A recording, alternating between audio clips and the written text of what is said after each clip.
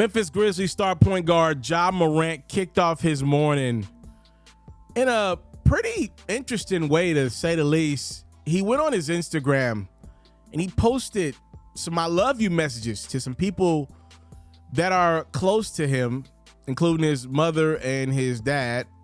And he ended with a bye. And that's with Ja Morant pretty much leaving the court of a basketball arena. You know, a lot of people are going to say, yo, here comes fans doing too much again or over speculating. I don't think that one bit. I mean, this is pretty cryptic. And with everything that's going on with young Ja over the last few weeks, last few months, actually, including being suspended twice now because of social media stuff, including flashing a weapon on his Instagram Live and then his friend's Instagram Live. I don't think anybody's overreacting at all. I'd rather it be this way than people underreacting and something happened. Let's be honest, the messages seemed a tad bit suicidal in their approach. I can tell you guys that Ja's okay. There was actually a welfare check done to Ja Morant, who was actually just chilling at his house. He let everybody know that, you know, he let the people know that did the welfare check on him, that he was pretty much announcing that he's taking a break from social media, but he did it pretty cryptically. I'm happy that Ja's okay, number one. That was a scary one. I'm just gonna be honest with everything that's went on. That was very cryptic. And I think Ja would have to understand why people wanted to, you know, reach out and say, yo, are you okay, bro?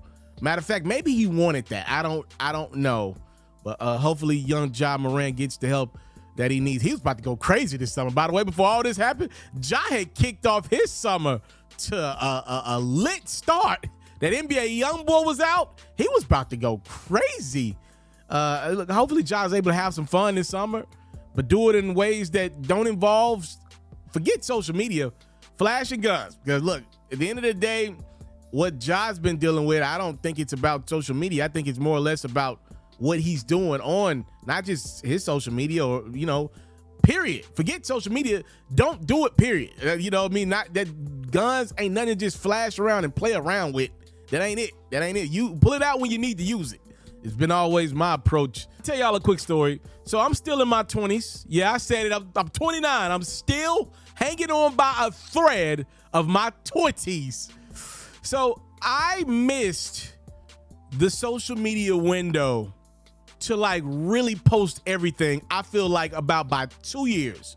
So if you look at people that are about 26 to 27 and under, man, they post everything. Generally speaking, if you see a person 29 and up, we're a little more private and reserved. Maybe that's the region that I grew up in. Obviously, there are people that obviously post a lot and they're over 29, and people that post less and they're under 29. But you get what I'm saying. I think there's the window right there. I was at the perfect age where we know what social media is. We know the advantages to it, the disadvantages to it.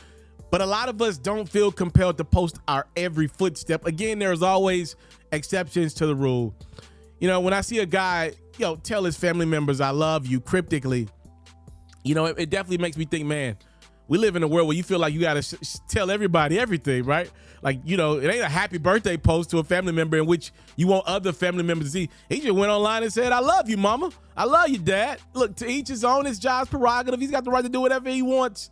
But it definitely kind of caused a scare this morning. And I feel bad because I feel like this generation coming up behind me feels inclined to show social media everything. The irony in posting I love you to the people that you love as you announce you're taking a social media break.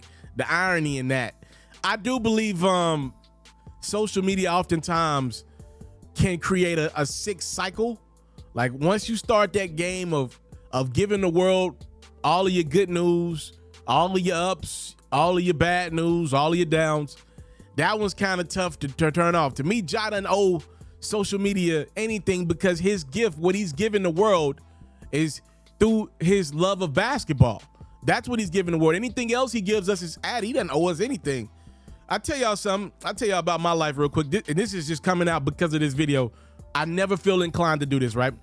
I've had great ups over the last calendar year. I've had bad downs.